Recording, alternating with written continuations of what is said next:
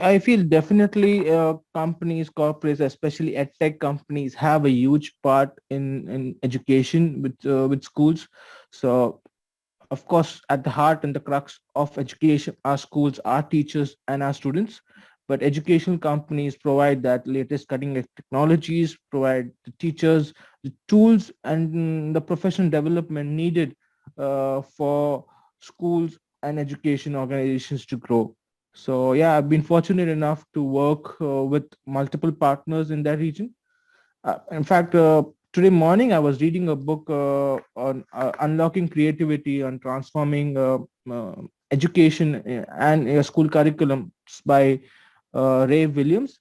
And one of the key features it mentioned was working with these partners to bring in creativity and the latest tools which helps the education just from a substitution point of view to a real redefinition point.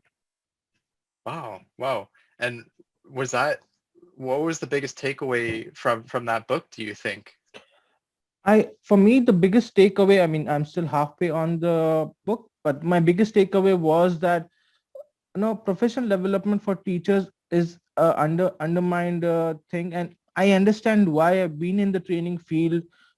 Trainings are looked as marathons, companies, and I I'm solely responsible also for it, where we go and do a marathon training session for 4 or 5 hours, and sometimes it's multiple days, where the teachers are not able to know.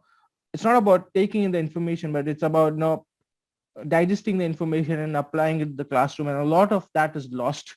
So it talked about a lot of coaching methods, especially dividing the whole journey for the teacher in terms of professional development. So yeah, that was my biggest takeaway in from the book.